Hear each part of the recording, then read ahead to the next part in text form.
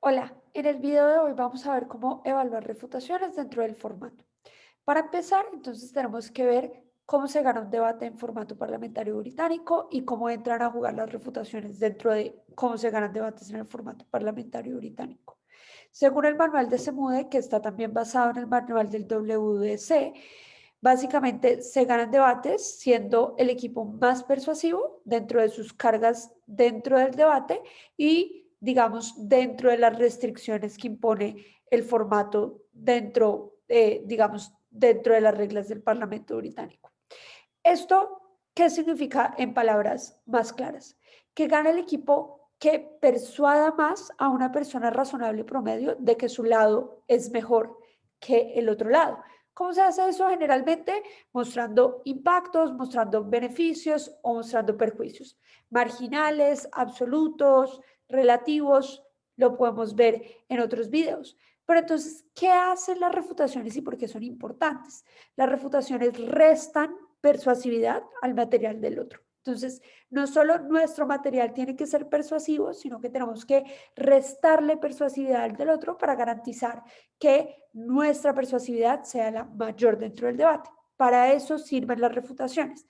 Ahora, ¿qué vamos a hacer en este video? Lo que vamos a hacer es revisar cuáles son los 5 errores más comunes que cometemos cuando evaluamos refutaciones para garantizar que no los cometamos en el futuro y para garantizar que cuando evaluemos las refutaciones en futuros debates, pues no tengamos este tipo de problemas que hacen que nuestras adjudicaciones no sean las más precisas ni las más justas posibles.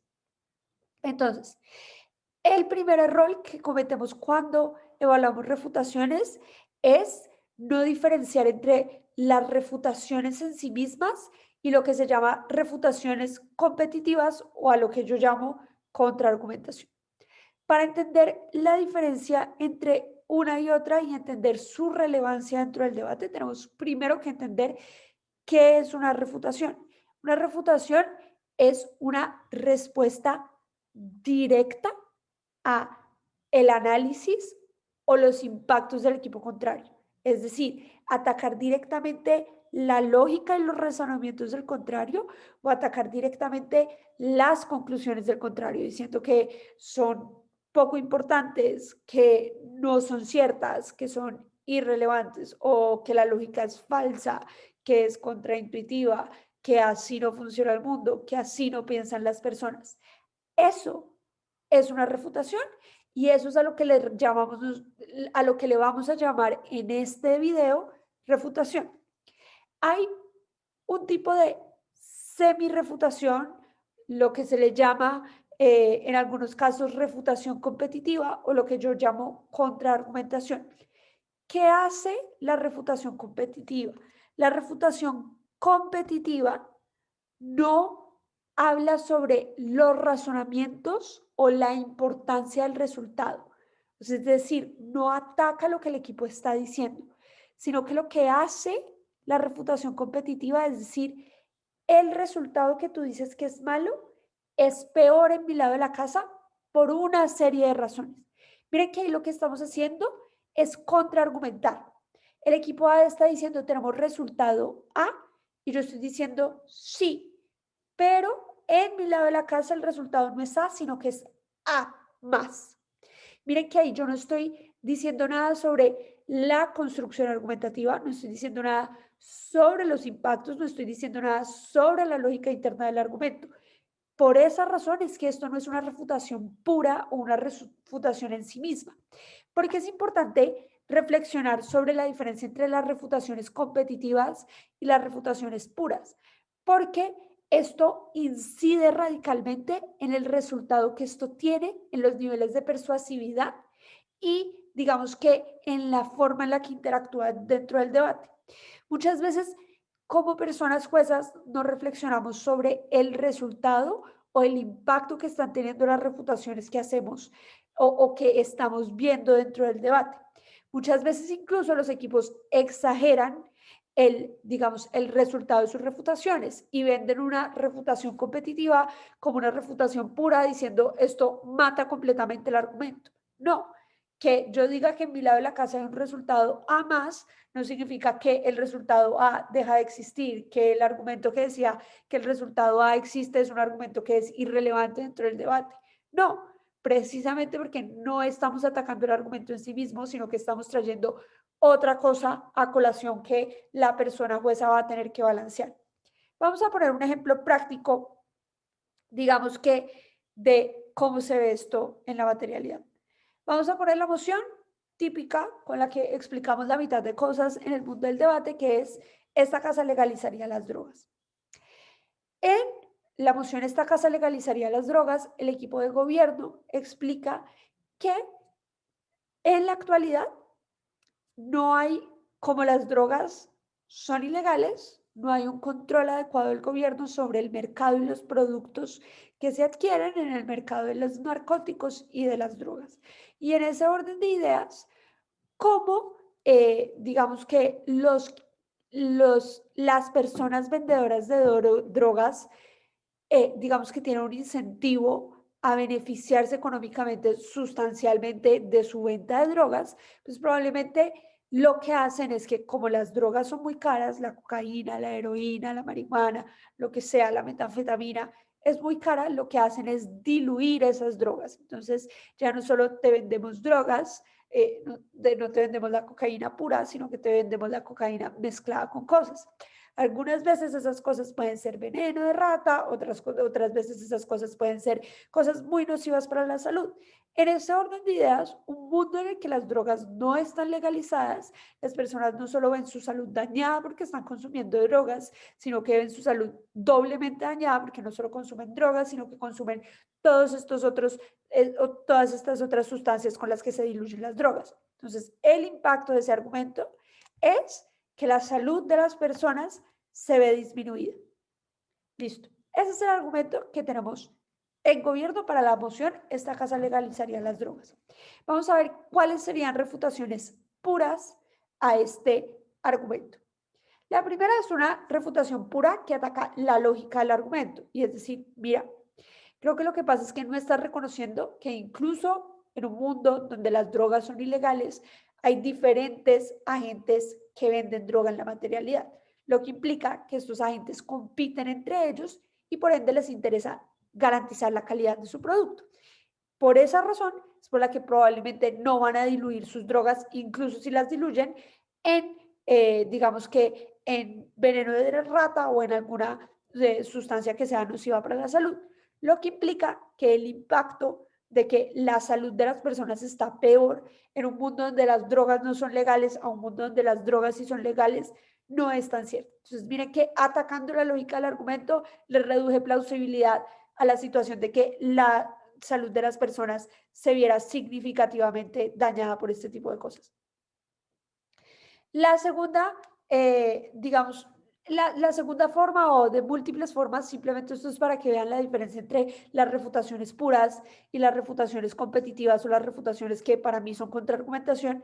Es decir, mira, a mí no me importa la salud de las personas. La salud de las personas es un punto irrelevante dentro de este debate, porque las personas que consumen drogas son personas que conscientemente dan dan su consentimiento, o conscientemente toman la decisión de poner en riesgo su salud. Y la salud es un bien disponible de las personas pueden decidir dañar su salud si quieren, por eso dejamos a las personas consumir cigarrillos, por eso dejamos que las personas sean adictas a la Coca-Cola como lo soy yo, o lo que sea. En ese orden de ideas, miren que lo que yo estoy haciendo es bajando la relevancia del impacto. Es decir, estoy lidiando directamente con el impacto que traía el equipo al debate. Ahora veamos, eh, digamos, otra refutación con respecto a el resultado. Decir, no, a mí me parece buenísimo que se diluya la cantidad de cocaína que existe en la droga final que se le vende al consumidor, porque como hay menos sustancia que genera adicción, pues hay menos grado de adicción, hay menos síndrome de abstinencia, lo que sea eso cierto, sea eso falso. También es posible una refutación de ese tipo. Esa es una refutación pura. ¿Es una refutación efectiva? Es otra discusión. Pero el punto es una refutación pura porque estamos yendo directamente a los razonamientos que habían detrás de los argumentos, la lógica o los impactos o los resultados que generaban dentro del debate. ¿Qué es una refutación competitiva o una contraargumentación? Decir, ambos nos preocupamos por la salud de las personas. Es decir, ambos nos preocupamos por el resultado. Lo que pasa es que en mi lado de la casa, cuando tú legalizas las drogas, lo que termina pasando en tu lado de la casa, cuando legalizas las drogas, lo que termina pasando es que bajan los precios y hay muchísima más disponibilidad o acceso a las drogas porque ahora es legal, lo que implica que muchas más personas acceden a este tipo de drogas, es mucho más fácil, es mucho más constante el acceso a las drogas, por lo tanto su daño a la salud es peor. Miren que ahí yo no estoy, uno, ni atacando los razonamientos de la argumentación que dio el equipo de gobierno, ni estoy diciendo por qué la salud no es importante o no es algo que, digamos, sea la gente más importante. Lo que estoy diciendo es, tú dices que en tu lado hay daño en la salud, pues en mi lado de la casa hay más daño a la salud. Miren que ahí yo no estoy atacando directamente el argumento, sino que estoy diciendo, a ti te han presentado un argumento que llega a la conclusión de que le dañas la salud a las personas. Yo te presento este otro argumento que llega a la misma conclusión de que le dañas la salud a las personas. ¿Por qué es importante entonces, ahora ya viendo la diferencia entre una refutación competitiva y una refutación pura, diferenciarlas cuando somos personas juezas?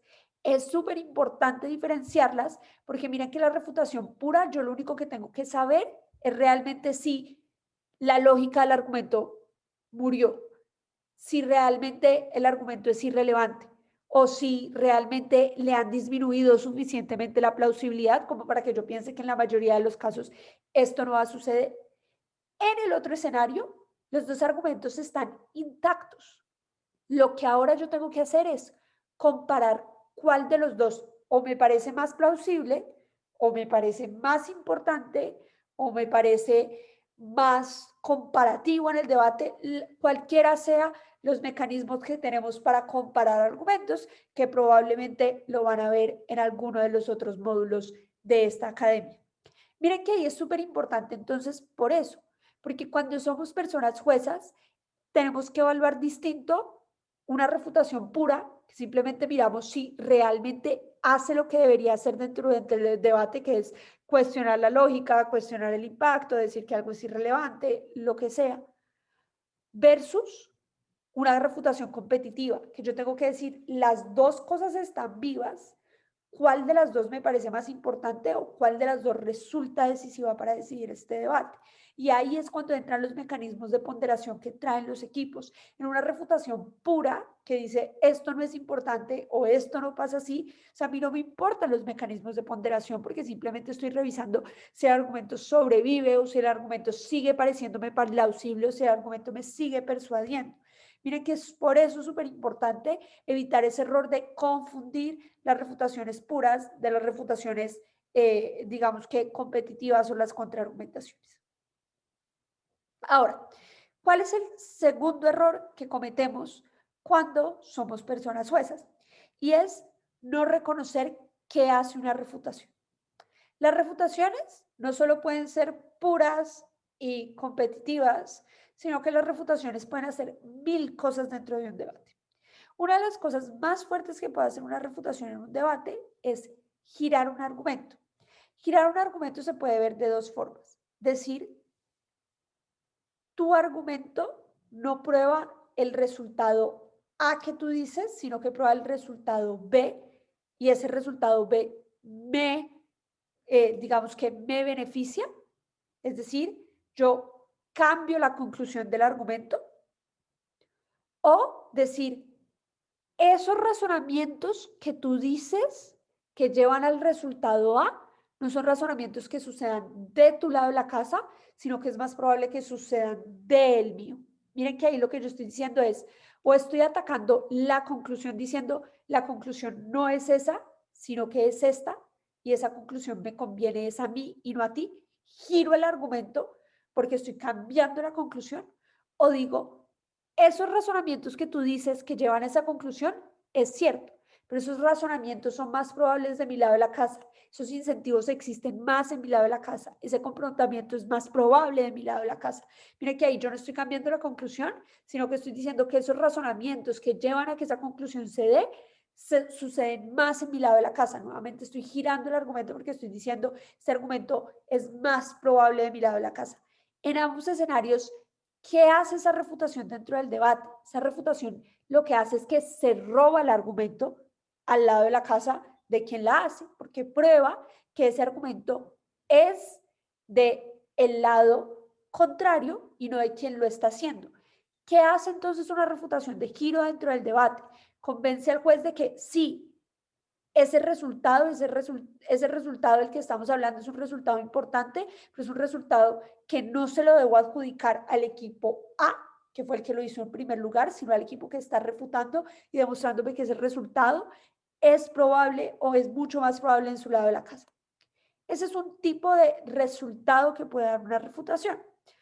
Un segundo resultado que puede dar una refutación dentro del debate es negar un argumento, es decir, el argumento no existe, el argumento no pasa, el argumento no va a suceder, eso no funciona así, así no funciona el mundo, esos no son los incentivos de las personas, eso no es la forma en la que las personas toman decisiones, lo que sea. ¿Qué hace una refutación de negar? Le resta persuasividad a un argumento. ¿Por qué? Porque nos lleva a la conclusión de que esas razones que nos habían dado para llegar a la conclusión del argumento no son razones válidas o no son razones ciertas, lo que hace que nosotros no creamos ese argumento y por ende los impactos que traía ese argumento sean impactos que al no estar probados dentro del debate no pueden ser tenidos en cuenta, no pueden ser ponderados ni pueden ser suficientemente, digamos que, materializados a la hora de decidir quién gana en un debate. Una tercera cosa, que es la que generalmente sucede en los debates, es que las refutaciones pueden mitigar los argumentos. A diferencia de las refutaciones que niegan un argumento, que nos convencen de que el argumento nunca sucede, las refutaciones que mitigan un argumento pueden hacer dos cosas. Ambas es reducir la persuasividad de un argumento, pero pueden reducir su plausibilidad, es decir, el convencimiento que nos da el argumento de que esto va a suceder en la mayoría de los casos. Una refutación mitigatoria nos puede convencer de que en la mayoría de los casos esto no sucede, o puede, en segundo lugar, convencernos de que a pesar de que esto sucede en la mayoría de los casos, no es tan importante que esto suceda. Es decir, no nos está, digamos, desconvenciendo la plausibilidad del argumento, sino de la relevancia del argumento. Entonces, ¿qué es lo que tenemos que hacer cuando tenemos refutaciones mitigatorias? Entender que las mitigaciones existen dentro de un espectro. Una mitigación nos puede convencer de que en el 90% de los casos esto sucede, o nos puede convencer de que solo esto sucede en el 5% de los casos. Y es súper importante reconocer que cuando las refutaciones son mitigatorias, hay un grado de, digamos que, de pequeña persuasividad que siguen teniendo los impactos dentro del debate. No se elimina el argumento del debate, sino que tengo que comparar esos pequeños casos en los que el argumento sigue vivo o esos pequeños casos en los que el impacto sigue siendo relevante con la contribución que hace el otro equipo. ¿Por qué? Porque el argumento sigue siendo relevante dentro del debate, porque yo sigo estando convencido de que en algunas situaciones el argumento sigue sucediendo. Es súper importante entonces que vean, por eso es que es importante diferenciar los impactos o los resultados que tienen las refutaciones dentro del debate, porque es distinto cuando hay un giro, porque yo digo, ya ese impacto se lo adjudico al equipo B, a cuando digo la refutación es mitigatoria, porque el impacto B sigue existiendo, pero ahora es mucho más chiquito y voy a ver si ese impacto chiquito es suficiente para ganarle al impacto C que está proponiendo el otro equipo. Miren que es supremamente distinto. Cuando la refutación es de negar, pues el impacto B desapareció completamente del debate y no lo tengo en cuenta a la hora de ponderar los equipos.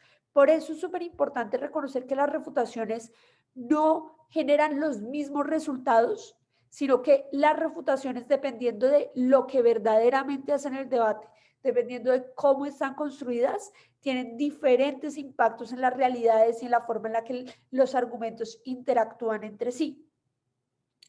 La tercera cosa que va muy de la mano con, digamos, con lo que acabamos de hablar de reconocer qué hacen las refutaciones, es pedir mucho de los equipos o pedirles muy poco. A veces pasa que los equipos exageran lo que hacen sus refutaciones. Ya digamos que se los di con un ejemplo, que es decir, este argumento mata, esta refutación mata el argumento. A veces como jueces decimos, como esa refutación no mata el argumento, no la tengo en cuenta.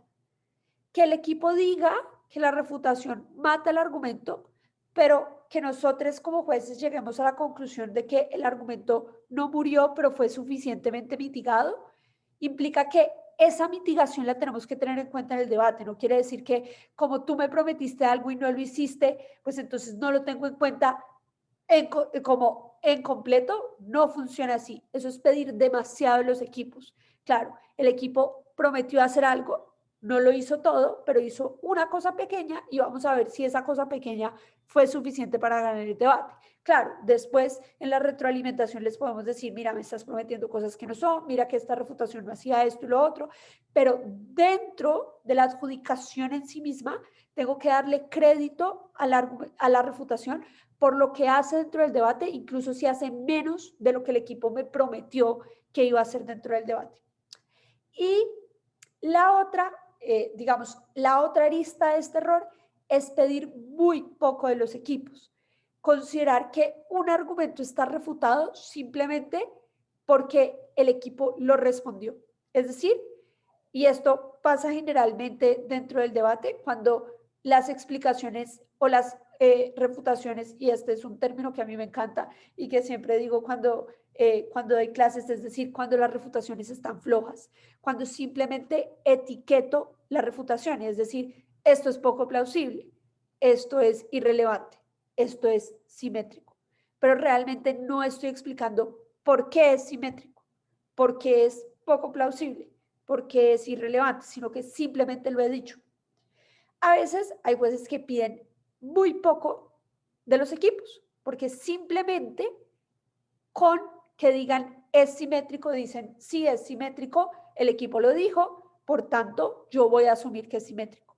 No, las refutaciones son como los argumentos. Las refutaciones tienen que estar probadas hasta un punto para que yo pueda darles crédito dentro del debate y para que yo pueda evaluar el resultado que tienen dentro del debate. Si simplemente hay una afirmación de que algo es simétrico, pues no le puedo dar crédito suficientemente dentro del debate. Entonces, cuando evalúo una refutación, tengo que ver, uno, qué quería hacer la refutación y cómo estaba fundamentada esa refutación para evaluar si realmente la refutación alcanza su objetivo o hace alguna otra cosa dentro del debate.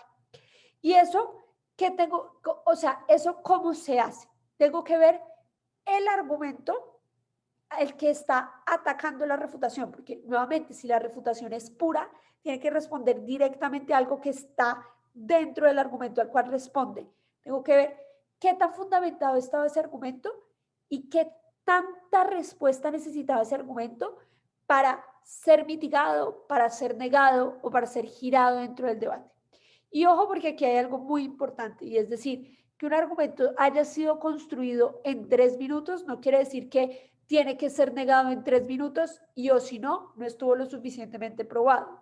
No, simplemente quiere decir que hay que revisar hasta qué nivel estaba probado ese argumento y cómo la refutación y el desarrollo de esa refutación logra persuadirme de que las razones que había dado ese equipo no son suficientes dentro del debate.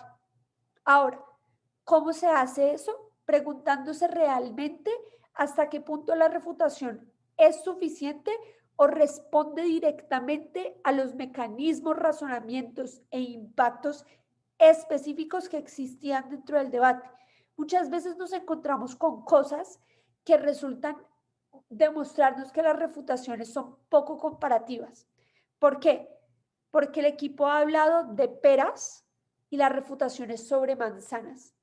Miren que a veces pedimos muy poco de los equipos porque la pera mata la manzana, cuando en realidad para que una refutación sea efectiva, tiene que hablar de manzanas si el argumento hablaba de manzanas en un principio. Entonces, tenemos realmente que evaluar si la refutación está realmente teniendo en cuenta los razonamientos y la forma en la que efectivamente fue construido el argumento en general para darle crédito y para reconocer si realmente la refutación se sostiene dentro del debate o si simplemente fue una refutación gratuita dentro del debate. El cuarto error que cometemos cuando evaluamos refutaciones es darle poco crédito a las refutaciones. Es decir, creer que las refutaciones no son importantes dentro del debate. Creer que las refutaciones son secundarias, que lo más importante son los argumentos que dan los equipos. Generalmente esto se ve cuando las personas juezas aseguran que las refutaciones no son material constructivo, sino que simplemente son material deconstructivo. O cuando las personas juezas no reconocen que los equipos de bajas pueden ganar con una extensión que sea de refutación. Es supremamente importante reconocer que si una refutación resta sustancialmente la persuasividad de un caso completo, es suficiente para ganar un debate. Y es suficiente que un equipo simplemente traiga refutaciones al debate, porque una refutación puede ser también un material constructivo. ¿Por qué? Porque, por ejemplo, volvamos a nuestro ejemplo de la legalización de las drogas. Miren que para mi refutación de que hay un mercado competitivo que hace que el ejercicio de diluir las drogas en otras sustancias sea poco probable, miren que yo tengo que traer caracterización de cómo funciona un mundo de drogas ilegales. Tengo que traer caracterización de cómo se da esta competencia, de cómo se ven estos actores, de cómo se ven los consumidores. Decir que esa refutación no es material constructivo, que esa refutación no es suficiente para ganar el debate, pues es absolutamente desconocedor del esfuerzo y de todo el contenido que hay detrás de una refutación que está bien hecha y de una refutación que está bien desarrollada. En ese orden de ideas, como no se debate en el vacío, sino que se debate con respecto a los otros argumentos que existen dentro del debate, si una refutación es suficiente para convencernos de que el otro equipo no es persuasivo, que el otro equipo no ha probado impactos o que sus impactos son irrelevantes dentro del debate, esas refutaciones pueden ser suficientes para ganar el debate. Lo que tengo que hacer es comparar o llegar a la conclusión de verdaderamente qué hace esa refutación con el argumento. Si eso me llega a la conclusión de que esa refutación es suficiente para convencerme de que los impactos de esos equipos no son suficientes y que por ende lo que sucede es lo que dice el otro equipo, pues esas refutaciones son suficientes para ganar el debate y deben ser suficientes para sobreponerse por una alta si el asunto más importante del debate era la salud y baja de oposición logró probar que no se diluían tanto las drogas y alta oposición simplemente probó, no sé, un punto sobre cómo funcionan los medios de comunicación en un mundo con drogas legales y nos parece más importante el punto de choque sobre la salud, pues miren que con las refutaciones sobre por qué no se diluyen, puede ganar baja de oposición porque aporta el punto de choque más importante del debate. Es súper importante que tengan en cuenta eso. Las refutaciones son igual de válidas, las refutaciones son suficientes para ganar un debate y son suficientes para encontrar una extensión dentro de un equipo. Quinto y último problema que cometemos cuando evaluamos refutaciones y es cómo evaluamos las refutaciones tardías dentro de los debates. Es muy común ver que las personas juezas dicen, no tuve en cuenta esta refutación porque vino en el látigo o no tuve en cuenta esta refutación porque no hubo oportunidad de responderla. Escuchamos muchas veces que los equipos de baja de gobierno dicen baja de oposición y esto pasa más en el circuito anglo que en el circuito hispano, pero digamos que a veces también pasa y es que los equipos de baja de gobierno dicen baja de oposición en su discurso de extensión no respondió a mi extensión, no pueden hacerlo en el látigo. Esto es una mentira. Las refutaciones pueden ser nuevas y es facultad de los látigos traer nuevas refutaciones y pues si no no tendríamos discursos de látigos y pobrecitos, lo único que harían sería pues repetir las cosas que sucedieron dentro del debate y pasaría lo mismo con la persona vicelíder de oposición en la comparativa entre altas. Pueden hacer nuevas refutaciones y esas refutaciones son absolutamente válidas. Sí son refutaciones puras. Ahora, ¿qué pasa con las refutaciones competitivas, con las refutaciones, semi-refutaciones, con las refutaciones que son contraargumentos, cuando vienen en la segunda persona oradora?